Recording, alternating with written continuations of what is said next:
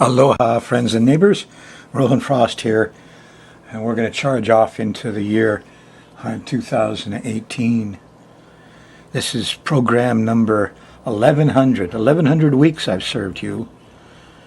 I wish I'd gotten paid more. Anyway, we're going to cover the last few days in 2017 and go into the first week of 2018. A couple minor notes. Jupiter and Mars conjunct on January 6th. So you'll feel that. That's Saturday, about a week from where you're at now. And then the Sun conjuncts Pluto on the 8th. That's a week from your next Monday, about 11, 12 days from where you're at. The main thing is you got this full moon coming up, and that's happening on the 1st. Yeah, full moon on... A lot of stuff's happening on the 1st. A lot. It's a gnarly full moon. This full moon as 11 Cancer, though, is interesting to me because I've been under Neptune attack in my life. And the last lunation you had for the last month squared Neptune, and Neptune was misbehaving, even though he finally turned around and I got into Jesus and some neat stuff. And the chart of Christ, and it kind of turned around a little bit. Well, it's going to turn around for everybody more after this full moon, January 1st, because it's at 11 Cancer, and it trines Neptune in Pisces.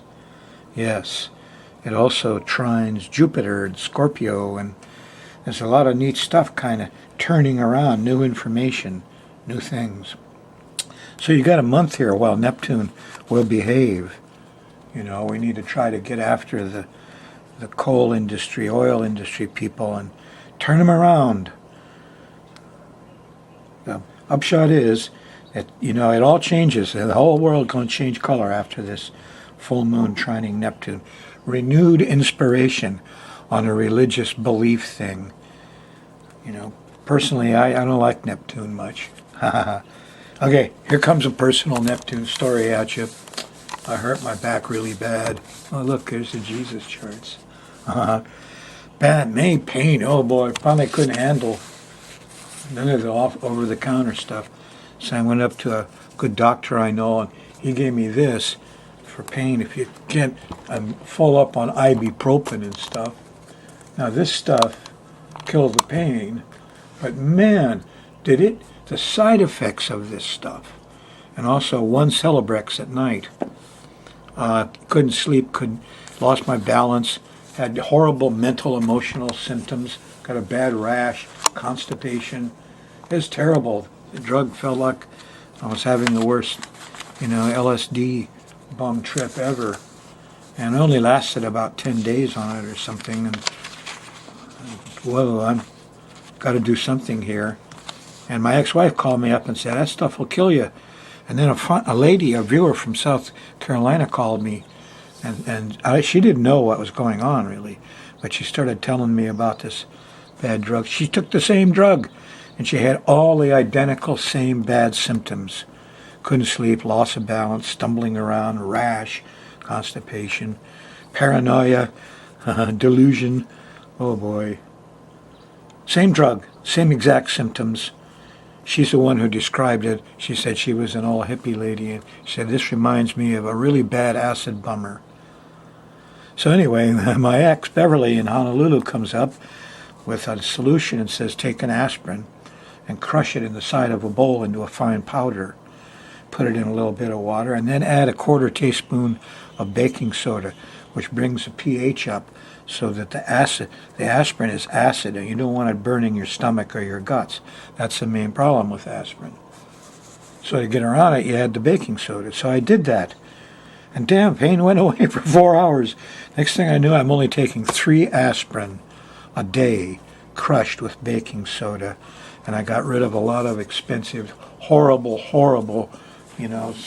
synthetic opioids or something. Neptune got me again, snuck up on me, see? This sneaky guy. Well, okay. Drugs. Geez, why can't we get back to laudanum? Leave people alone. Well, I got the chart here. What's it look like? Well, you can see right away I've exaggerated Uranus, because Uranus is stopping and stationing, yeah, on that full moon. Yeah, he's stopping in the sky and stationing there on the 1st, on New Year's. Massive blackouts someplace, I don't know. But I don't, this shouts earthquake at me, and you'll see that, I still got Neptune problems until you get to this next full moon, which is up here ahead on the 1st. There's a good full moon, good Neptune. You get a crazy Neptune, you still got water problems, tsunamis, drugs, all kinds of Neptune. Bad Neptune behavior on Saturday. The drunks are on the road, look out. So Neptune's still misbehaving. Uranus, when he stations on the 1st, it's going to get shaky. And a lot of the inner symptoms are you get jittery, get shaky, you feel all alone. There's also a sense of revolutionary knowledge. This is the scientist comes out and says, look, this is common sense, it's crystal clear. Oh, wow. Stop burning all that shit. You're killing your grandchildren. Whoops. Stuff's going to happen. And this is a revolutionary lunation. When I started looking at what my job should be for the next year, which might be my last big public TV year, I came back to this. We had an eclipse. We had an eclipse right across the USA, not in Hawaii. But I know I probably won't retire out of here or die until September, October next year. So I got to work on something for the year. Now this eclipse lasted 2 minutes 40 seconds. Classical rules say that's 2 years and 8 months. Well, shit can happen. Yeah, that gives us until April 2020 for stuff to happen on this eclipse line and President Trump's rising sign. But I got some nasty astrocartography already that talks about quakes on the west coast and tsunamis in Hawaii. And we're going to, there's going to be a lot of that kind of stuff as global warming kicks in more and more. But at any rate, here you're in the red stuff. You're in the shake zone. Here's the earthquakes, power outages. Somebody gets drunk and plows down the pole, you lose electricity. There's a lot of, isolation. All these things promote brotherhood. Hurricanes, earthquakes. You learn who your neighbor is. Yeah, and you turn into brotherhood. So there's a revolutionary side to this Uranus. He's really quite a good guy, Quetzalcoatl. Jesus was more like him than the priest. But you're going to have trouble with the priest. I mean, here Thursday night, Neptune is in sextile, so the Neptune's not acting up quite yet. Let's go about this day by day and see what we get, huh? If you're on the Thursday show, in the morning, Saturn and Venus was in good shape. You're in a jittery, in the jittery zone back here, which is what, Wednesday? This would be Thursday. Wednesday was the peak of the jitter zone, and the winds and the strange quality of different consciousness. The Aquarian consciousness, folks. Neptune consciousness, 2,000 years. You're not to go out and be with the pack and the friends, and it's all about your local beliefs. You just believe what everybody else in the little flock of fish believes, and you're fine. That's what Neptune, that's what last 2,000 years was like. So now it's different. We all think for ourselves. We're connected with electric wires. It's a very different consciousness. Age of Aquarius. Neptune's still making trouble. He doesn't like giving up all that power, the jewelry, the furs, the riches, whether he's the Pope or the movie star or the CEO.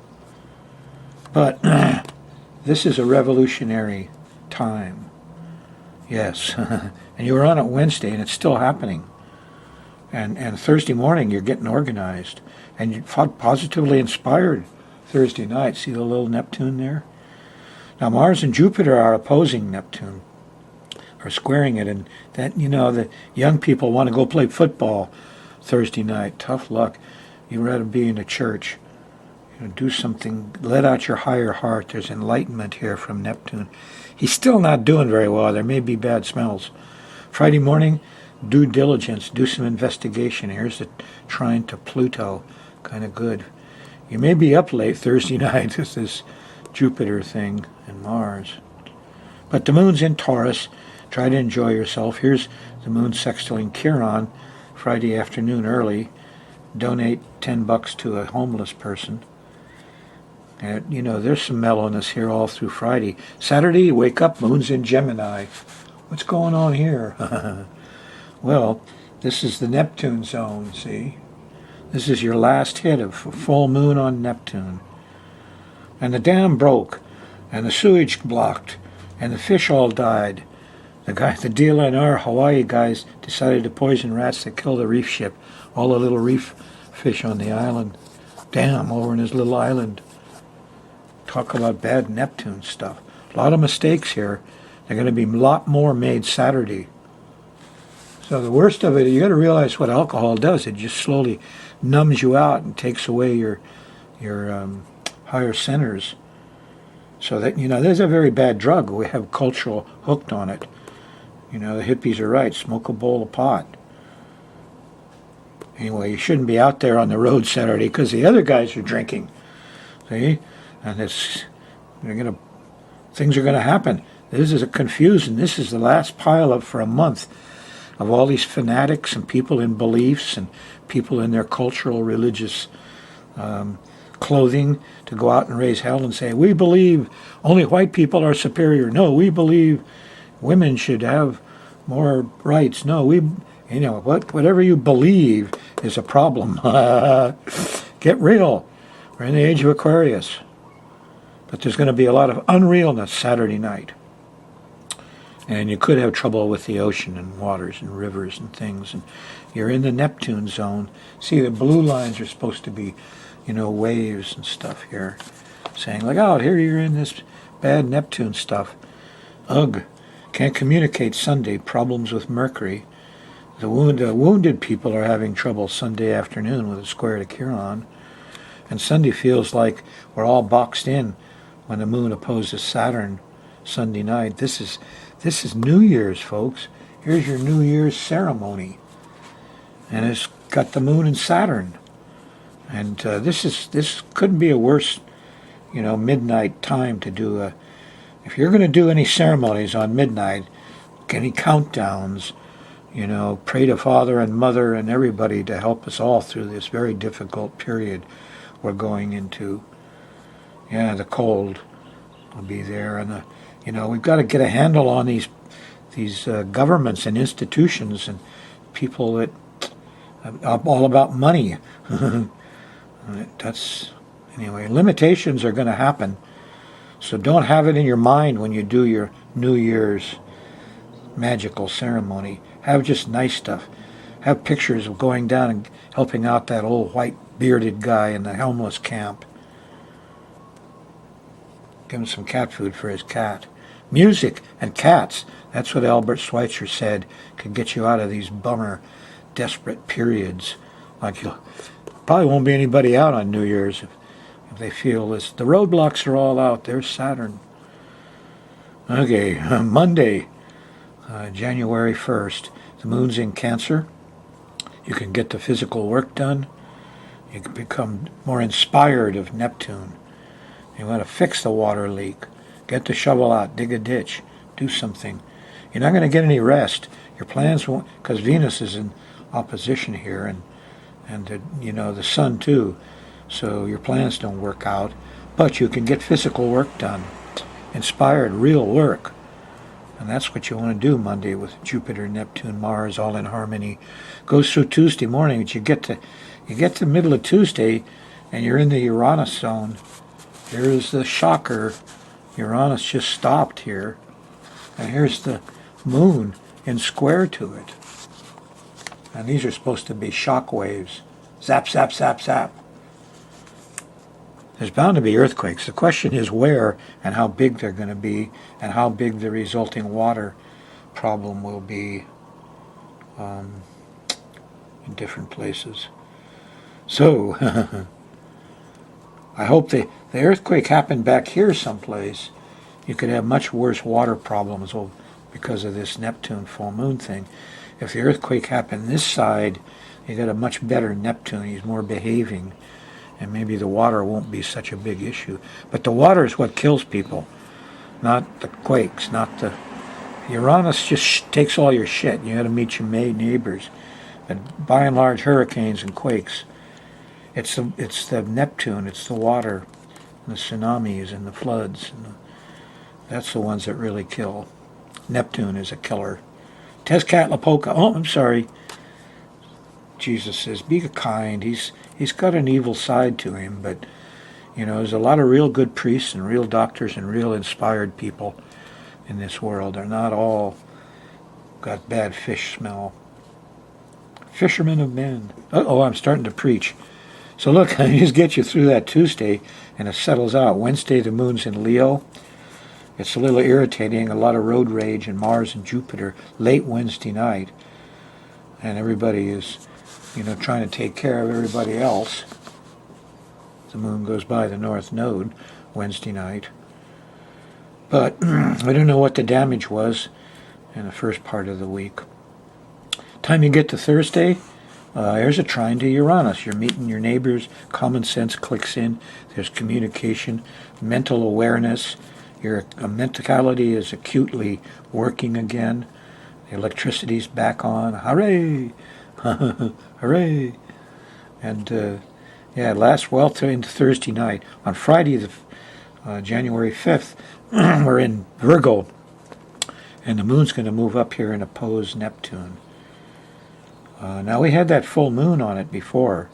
I don't know how sensitive it's going to be. You could have water problems here again Friday night, and problems with alcoholics, and people drinking and stuff. But you're wise if you stay home Friday night and don't stay out of trouble, and especially stay out of the water and away from the liquids, which includes alcohol drinks, because Saturday morning is beautiful. I made a note, the end of the week, Jupiter, Mars, sextile Venus, the Sun, and Pluto, Friday night the 5th. It's going to click in late after midnight. It's going to go through Saturday morning.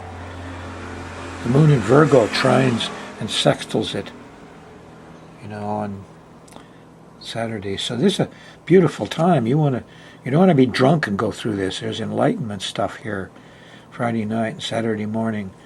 So it could be very nice. It could be very nice. Positive Neptune stuff. I hope. Late Saturday night, square to Mercury and to Saturn, having trouble getting around with your car, with your communication, transportation. Had some flooding maybe. I don't know. On Sunday, moon's in early Libra. Not bad. I've got a square to Saturn early in the morning, Sunday morning. So it's a very slow Sunday morning. Hope you got nothing to do on January 7th.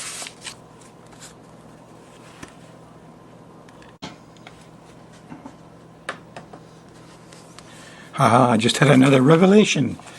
I'm a really good astrologer. I just posted the Jesus chart I did for you last week. That was a really fine piece of astrological investigation. Something a lot of people have been trying to do, and I found the key, the progressed midheaven. So, wow, accurate chart.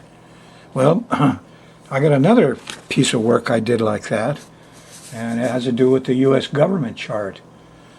And they don't agree with me there. I don't have nobody else saying, oh, this is a chart, yeah, 2:06 a.m. on the 5th. Ben Franklin was here. Anyway, I worked on this. I know it works. So I have a good chart, okay? And what I'm working up to is, I'm going to check out more of that. Here's this January 1st full moon. And when I look at it again for a couple of weeks, geez, there's the Uranus line. Here's the quakes. Here's the tsunami problems. And then I did the charts for the magical ceremony you call New Year's countdown. And here's the way it looks. Here's the moon at the top. Daily activities of the public. And here's Saturn at 1 degree opposing it, squaring the rising sign of 2. This is Honolulu. It seems to be a little tighter when you go to Poipu Beach. Here's Saturn at 1.5, Moon at 110, rising sign at 1.5. If you're living in Poipu, expect difficulties. So, and this is just local stuff. I'm after bigger game now. We've got an eclipse going.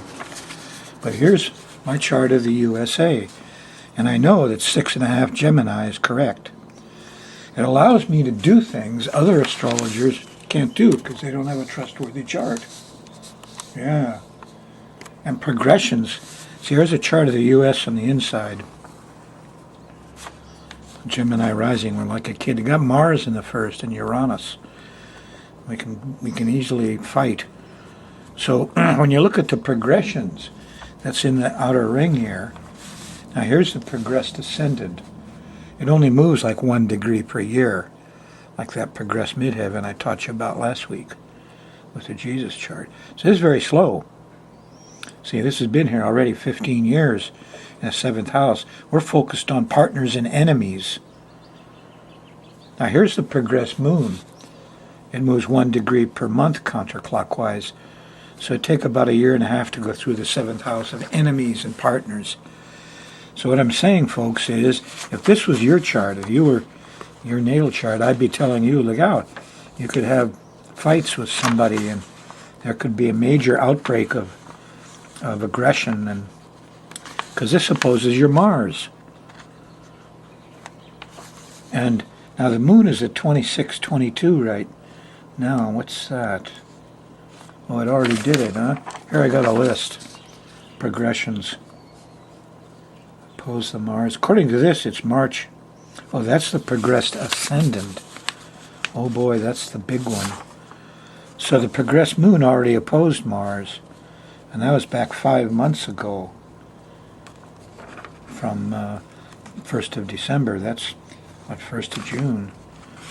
We were angry at somebody and scared.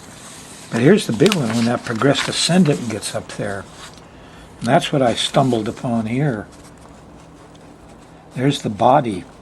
March 14th, 2018. Whoa. Now that could be real fighting. So I got a list of progressions here I can go through. And I got a good chart I can deal with. And my old ephemeris here. Of course, everything is shouting at me, watch out, there could be unusual problems with an eclipse.